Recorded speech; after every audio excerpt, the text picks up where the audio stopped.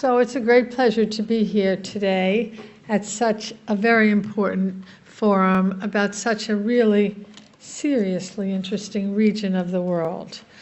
I wasn't here this morning, so I'm quite sure that everybody has talked about this part of the world and how it is so resource rich and so talent rich, and how so many important things are happening in this Central Asian corridor.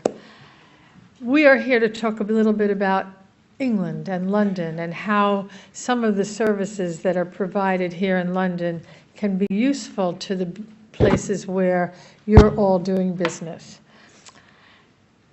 The good thing about Britain, among other things, is that it's in the middle of the world. What is Greenwich Mean Time anyway? It can talk to Asia in the morning, and it can talk to America in the afternoon.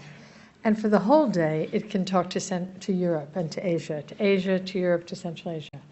And we have bankers, lawyers, accountants, many, many professions that want to do business with the countries that are represented here. The areas which we in this country think we're reasonably strong on, and which Kazakhstan is keen to develop, are the same areas which apply to other countries in the region.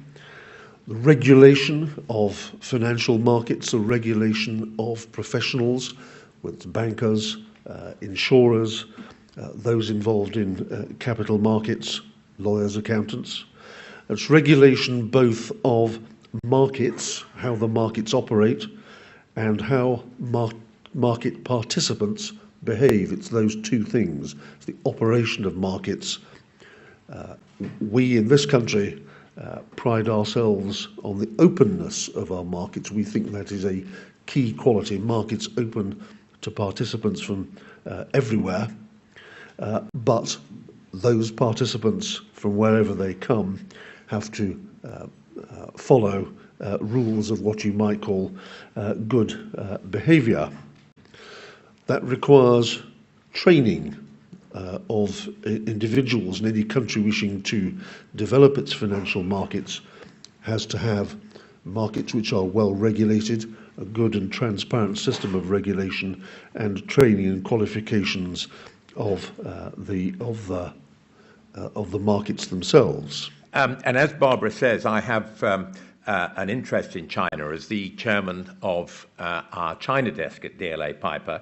And strangely enough, it's been one of those weeks, but yesterday I attended the annual conference of the China-Britain Business Council.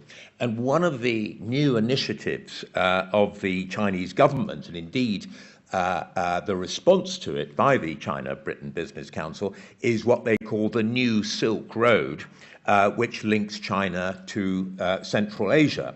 And of course, what does the New Silk Road go through but indeed the Caspian corridor? And of course, that is of huge significance potentially, both for the Caspian corridor's countries themselves and also for Western China in terms of infrastructure development in particular. And that made me reflect on just how connected so many aspects of international trade and investment are, how increasingly for both lawyers and clients, jurisdictions in terms of both in sense the legalities involved and in terms of the commercial risks are connected, and how universal the need for good governance is. As Barbara said, I'm a capital markets lawyer, and I've been doing deals in the Caspian region since the mid-90s. One of the themes of this conference is the need for improved infrastructure. In the materials for the conference, it talks a lot about the investments that need to be made.